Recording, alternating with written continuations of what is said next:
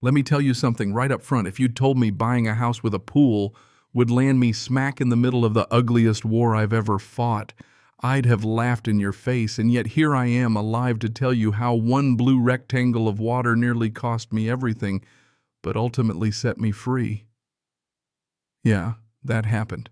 The water for me wasn't just a pool, it was a baptism, an absolution, a private world where the grime of a life spent hustling for respect could finally wash off.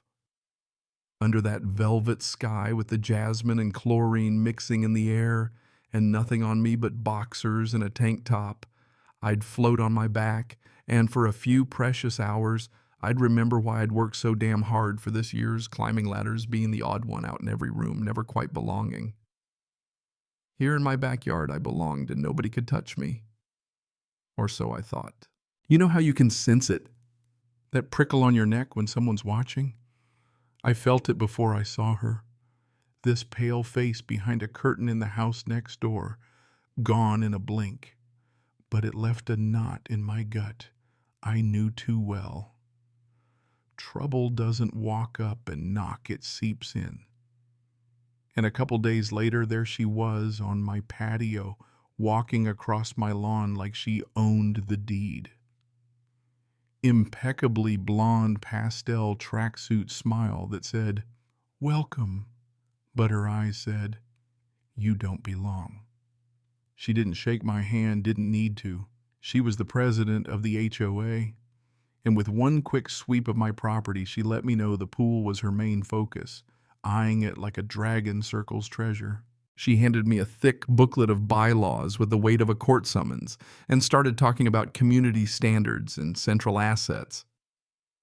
Let me back up a sec. My pool. The very reason I bought this place was now a community feature, according to her. She dropped hints about the annual BBQ always being held at the best property, meaning mine, of course, and told me to keep it in mind. That's how the games begin. The notices came next, white paper like scars against my door, wrong time for trash bins, unapproved flowers, even the way I coiled my hose. $50 here, 25 there, all stacking up. At first I played along, pulled the flowers, paid the fines, but it was never enough. Each act of compliance was fuel for her to push further, as if my attempts at peace were proof I could be bullied.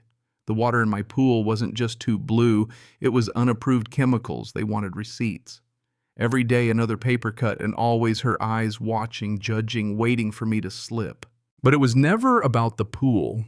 Not really, it was about power. About reminding me I was a guest in a place where people like me were never expected to stay. She started recruiting neighbors, turned cold a meeting in someone's garage where she talked about traditional values and vetting new residents. If you've ever felt a room turn against you, you know the chill. The escalation came on a July afternoon so hot the world shimmered. I was in my pool and my supposedly secure gate clicked open. She walked in, two HOA loyalists flanking her. No greeting, just authority. "There's a growing consensus your pool should be a community asset," she declared. I told her straight up, "This is my house, my pool, not public property, and you're trespassing." Her mask dropped venom in her voice. "You have no idea the power we have. You'll regret this." They stormed off, but I knew this was her declaration of war. You ever meet an unlikely ally at the exact moment you need one? Mine was Mr. Brooks, the old guy 3 doors down. Grass always a little too long. Used to be on the board himself before she pushed him out. Over a couple glasses of scotch, he laid it all out. The fines, the intimidation, it wasn't just pettiness. She had a deal with a developer buying up the block. My house was the linchpin, my pool the jewel. Every nasty trick was to break me so I'd sell out cheap. "She thinks you'll fold because you're different," he said. "Don't give her the satisfaction." Sleep left me that summer. One night, 3 a.m., I was back in the pool trying to find some quiet when I heard the gate squeal open. She barged in, silk robe over nightgown, phone in hand.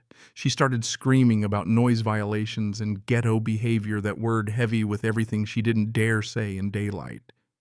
She called 911, sobbing for the operator, painting me as some dangerous intruder. When the cops rolled up lights, flashing guns, not quite drawn but ready, I thought, this is it. This is how she wins. But I held up my badge, Federal Agent, HUD Office of Inspector General, and everything changed. The cops backed down. Her performance collapsed, but I knew she'd just moved the battle to another field. And she did, unleashing a lawsuit so thick with lies it could have been a novel, public nuisance, dangerous pool aesthetics, violations, you name it. The legal bills piled up. I saw what Mr. Brooks warned about. She wanted to bleed me dry until I sold. What she didn't know was that my job, my real job, was taking down corruption. I started digging, pulling records, linking property sales to developer kickbacks, tracing LLCs, talking to former board members, and eventually the treasurer who'd fled 2 towns over. She told me about the consulting deal, 5% on every house she helped the developer acquire. With proof in hand, I flipped the script. Her lawyer tried to control the narrative in court, but under deposition confronted with the contract and the emails she broke. The woman who'd made my life hell unraveled in front of witnesses, raging, confessing, screaming every ugly thing she'd hidden. The lawsuit collapsed. Her lawyer bailed. The federal investigation kicked in, FBI raids, indictments, local news buzzing with the scandal. She lost everything: her reputation, her power, her house. My neighbors, once distant, came around with awkward apologies, voting in the old king as interim president.